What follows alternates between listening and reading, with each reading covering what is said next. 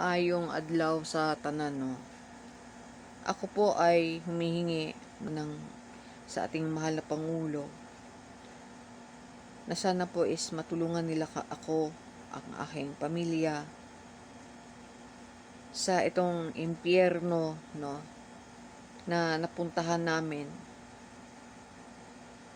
na ang gusto ko lang sana is makatulong, no.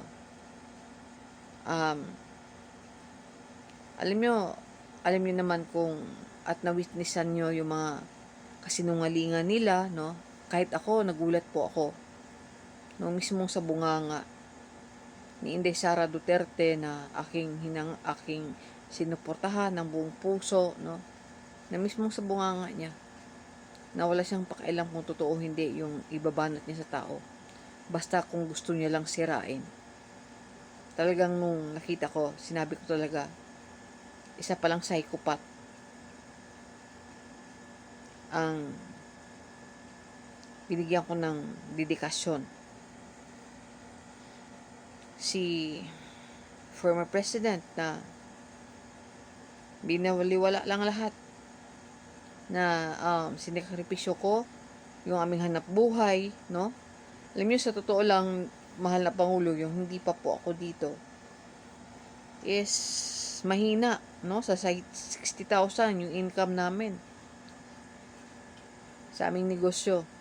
Pero tinalikuran ko yon kasi una-una sa lahat, pinupuntahan na kami ng NBI at saka si IDG at nakikiusap na sila na kailangan naming sumama sa kanila at dalhin dito sa Davao City. At hindi totoo na pinatawag kami ni Sir Aguirre, because kinuha nila kami muna bago na ako na nakapunta dun sa DOJ. Alam nyo, nakaka-discourage, no, itong naturingan ko pa naman na parang kuya na sa buhay ko, no. Tapos sila yung number 1 na sinungaling. Kung ito po is bumabalimbing sa inyo, itong mga tao na to, wag nyo pong pagkakatiwalaan yan. Dahil marami akong ebidensya niyan na mga katiwalian din nila. Mag-iingat po kayo, mahal na Pangulo. Alam nyo, last year, after ako hit and run, pinablockmail pa ako. Tapos pati yung apo ko, dinamay pa nila. Alam nyo, yun nga din yung naging rason na unti-unti namumuo yung galit ko, na wala na talagang kapatawaran, dahil sa totoo lang, certified talaga silang hayop. Sa totoo lang. At itong NBI, from the regional director, si Albaw, lalo na itong si GI Intis po, is kadugo ni PRRD. Mas lalo kayong wag magtitiwala. Na wala na po talaga akong amor. Yung kung gaano ko sila nirespeto, ngayon bagsak na talaga. Last January is, yun nga, nakita nyo naman, pinost ko na nag-usap kami ni Senator Bongo, na tutulong sila. Dapat lang. Dahil sila yung nagdala sa amin dito.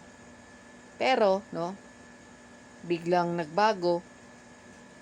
Dahil lang ba na hindi ko na pinagtatanggol si Inday Sara o sila Baste. Dahil po, sa totoo lang, ayaw ko na talaga. Oo, no, nung binigyan nila ako na sinasabi yung 15,000 daw, tulong daw, no. Pero hindi po yun makakabayad sa lahat ng sakripisyo ko sa kanila, na isinikripisyo ko. Kahit nung eleksyon, hindi ko nga alam na namimigay pala ng 15,000 yan si Inday Sara o 20,000, mga jacket sa mga vloggers. Ako ba, hindi po talaga ako binibigyan yan. Dahil nga nakakalaban ko yung mga troll niya na mga sangkot din, no, sa mga illegal transaction sa gobyerno, no, at saka yung naging involved sa illegal arm deal, no, kasama si Bato. Sa totoo lang, no, nagkamali talaga ako ng mga tao na pinasukan ko. At yun yung pinaka-biggest na regret ko na nangyari sa buhay ko. Bilhin nyo, umalis ako sa Maisog, yun yung pag-hit and run. Sinadya naman talaga yon. Kasi sigawan ako nung driver. No? Yung nag-ano sa akin, ulitin ko is, biyanan ng anak ni Sunny Binaventura, yung pinangalanan din ni Las Cañas. Ninang ni Kitty Duterte. So, mga kumare, ni Digong at saka ni Hanilet, kumare ni Bongo, si Bongo, ninong din ni, hindi ko lang alam kung totoo ba yung sinasabi sa akin na magkadugo yan sila. Nakakalungkot po. Mga hayop talaga. Noong January, kinausap ako ni Sir Bongo. Sabi nila, tutulong na talaga silang maiplastar to, lahat-lahat, ganito, ganyan. Pero, hindi po totoo na kapag hindi lang nabigyan, ganito, ganyan. Every time lang na bumabanat ako, siguro sinabihan siya ni Kitty Duterte, no? Na dapat lumod ako sa kanila. Ang usapan namin, siya na lang yung susuportahan ko.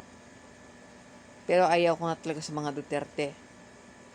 Pero ayaw ko lang na idadaan ako sa mga pangharas,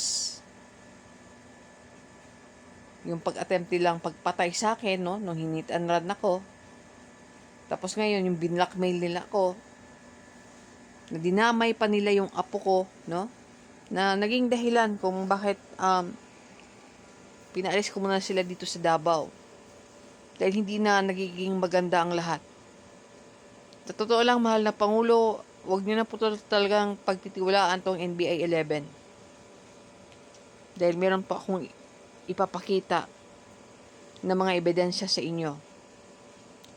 Ako po ay nakatanggap na recommendation from Presidential Action Center, pero kaso po, hindi ko po alam kung sinong sumasagot dyan, pero wala po talaga akong tiwala sa PAO Davao. Dahil some of them are from yung mga former employee ng Office of the President sa time ni Digong. At naranasan ko talagang advice na parang gusto ko na talagang sapakin yung mga mukha. Dahil parang nasanay silang manarantado ng tao. Sana po, mahal na Pangulo, is tulungan niyo po ako. Kasi ngayon po sinusundan ako. Grabe. Tapos ngayon, ito naman, yung mga attempt, no? Kasi talagang kasabot nila yung NBI 11.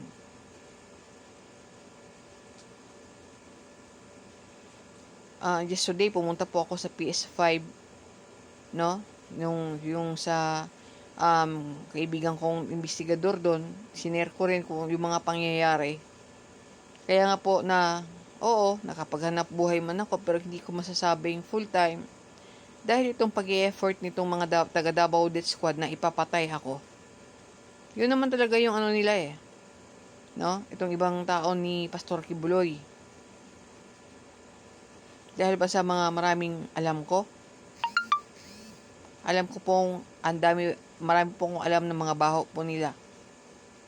Mahal na Pangulo. Sana po, tulungan niyo po ako. Kasi nung itong nasira pa yung phone ko. Buti lang yung motor ko merong followers na naawa sa akin, no? Ang hirap talaga maghanap buhay, lalo na yung mga attempt na gusto nilang ipapatay po ako. Sana po tulungan nyo na po ako mahal na Pangulo, sa problema namin dito. Kasi gago kasi itong mga hayop na to. Sa totoo lang, mga demonyo po sila. Daghang salamat po.